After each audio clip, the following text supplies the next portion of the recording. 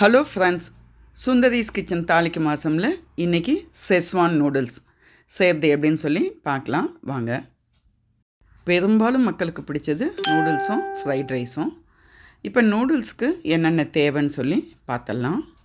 ஒரு பெரிய வெங்காயம், கொஞ்சம் கோஸ், ஒரு கேரட், ஒரு கேப்சிகம் எல்லாமே நீலவாக்கில் மெல்லிசாக நறுக்கி வச்சுடுங்க. 2 பச்சை மிளகாய், ஒரு 10 பூண்டு, ஒரு பெரிய துண்டு இஞ்சி இது எல்லாம் பொடியாக நறுக்கி வச்சுடுங்க. 10 மிளகாய் வத்தலை வெந்நீரில் ஊற வச்சுட்டு ஆறுனதும் 10 பூண்டு பல் சேர்த்து நைஸாக அதை மாதிரி அரைச்சி எடுத்து வச்சுடுங்க. சோயா சாஸ் கொஞ்சம் எடுத்து வச்சுக்கோங்க. வெங்காயத்தாளுங்கிற ஸ்ப்ரிங் ஆனியன் அதுவும் பொடியாக நறுக்கி வச்சுடுங்க. இப்போ ஒரு பாத்திரத்தில் நல்லா ஒரு 1.5 லிட்டர் அளவுக்கு தண்ணி வச்சுட்டு அதில் கொஞ்சமாக உப்பு சேர்த்து தண்ணி கொதித்ததுக்கப்புறம் அதில் நூடுல்ஸை சேர்த்துடுங்க. இந்த கொதிக்கிற தண்ணியில் ஒரு ஸ்பூன் எண்ணெயும் 1/2 டீஸ்பூன் மஞ்சத்தூளும் சேர்த்து நூடுல்ஸு ஓரளவுக்கு வேக விட்டு எடுத்துக்குங்க. இந்த நூடுல்ஸு 3/4 பதம் வெந்தால் போதும், ரொம்ப குழையக்கூடாது. இப்போ ஓரளவுக்கு வெந்த நூடுல்ஸை ஒரு வடிகட்டியில் போட்டு தண்ணி சுத்தமாக வடிய விட்டுடுங்க. இப்போது குளிர்ந்த நீரை கொஞ்சம் சேர்த்து அந்த நூடுல்ஸில் உள்ள பிசுபிசுப்பு போகிற அளவுக்கு நம்ம வடித்து எடுத்துடலாம். இந்த நூடுல்ஸில் ஒரு ஸ்பூன் அளவுக்கு எண்ணெய் விட்டு மறுபடியும் நம்ம உதிரியாக வர அளவுக்கு கொஞ்சம் ஆற விட்டுடலாம். ஒரு அகலமான வாணலில் ஒரு 2 டேபிள் ஸ்பூன் அளவுக்கு எண்ணெய் விட்டுட்டு அதில் ஒரே ஒரு டீஸ்பூன் அளவுக்கு சர்க்கரை சேர்த்துடலாம்.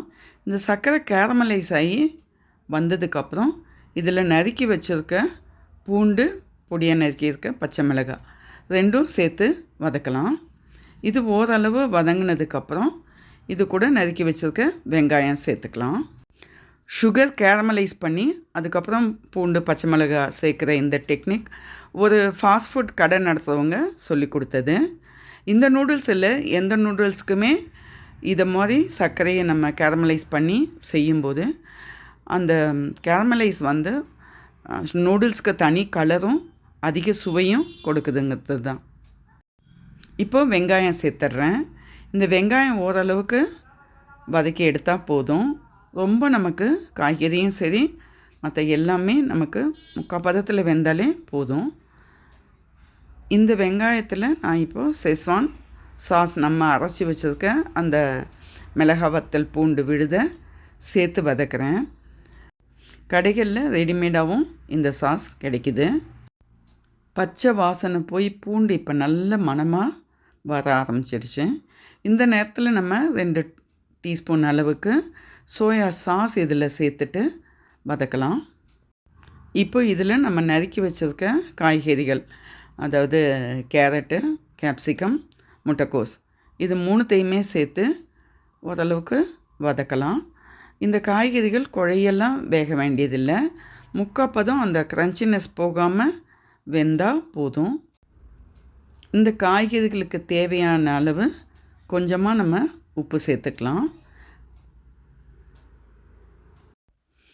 நல்லா ஹை ஃப்ளேமில் வச்சு இந்த காய்கறிகளை 2 பெரட்டி எடுத்துட்டு இது கூட நம்ம வேக வச்சு ஆற வச்சுருக்க நூடுல்ஸை இப்போ சேர்த்துடலாம். இந்த காய்கறி கலவையில் வெந்த நூடுல்ஸையும் சேர்த்து இப்போ பெரட்டி எடுக்கலாம். நூடுல்ஸு காய்கறி கலவை எல்லாம் ஒன்று சேர்கிற மாதிரி கரண்டியால் பெரட்டி விட்டுக்கலாம். நூடுல்ஸ் உடையாத அளவுக்கு நம்ம பார்த்து கவனமாக செஞ்சுக்கணும். காய்கறிக்கு மட்டும் தேவையான அளவு உப்பு சேர்த்ததுனால இப்போ நூடுல்ஸுக்கு தேவையான அளவு உப்பு ஒரு 1.5 டீஸ்பூன் அளவுக்கு சேர்த்துக்கிறேன். இது கூட 1 டீஸ்பூன் அளவுக்கு மிளகுத்தூள் அதையும் சேர்த்துட்றேன். நல்லா ஹை ஃப்ளேமில் வச்சுட்டு தீயை நல்லா எல்லாம் சேர்ந்த மாதிரி வர மாதிரி பெரட்டி எடுத்துக்கலாம். பொடியாக நறுக்கி வச்சுருக்க ஸ்ப்ரிங் ஆனியன் இப்போ கொஞ்சம் சேர்த்துட்றேன். இந்த வெங்காயத்தால் இது நல்ல ஃப்ளேவர் கொடுக்குங்கிறதுனால இது சேர்த்து இப்போ வதக்கிக்கலாம். நல்ல சூடு பரவணும் அப்படிங்கிறதுனால ஹை ஃப்ளேமில் வச்சுட்டு திரும்ப 1 நிமிஷத்துக்கு எல்லாம் சேர்ந்த மாதிரி இதை நல்லா பெரட்டி எடுத்துக்கிறேன். வெங்காயத்தால் கிடைக்கல அப்படிங்கிறவங்க நீங்கள் பச்சை கொத்தமல்லி சேர்த்துக்கலாம். பரிமாறத்துக்கு முன்னாடி வெங்காயத்தால் சேர்த்து கொடுக்கும்போது அதோட மணமும் சுவையும் அதிகப்படுத்தும் இந்த செஸ்வான் நூடுல்ஸை. ஸ்ட்ரீட் ஃபுட், ஃபாஸ்ட் ஃபுட் கடைகளில், ரெஸ்டாரண்ட்களில் மட்டுமே சாப்பிடக்கூடிய செஸ்வான் நூடுல்ஸ் நம்ம இப்போ வீட்டிலையே செய்யலாம். நீங்களும் செய்து ருசி பார்த்துட்டு சொல்லுங்கள். இந்த வீடியோ பிடிச்சிருந்தா லைக் பண்ணுங்கள், ஷேர் பண்ணுங்கள், சப்ஸ்கிரைப் பண்ணுங்கள். நன்றி, வணக்கம்.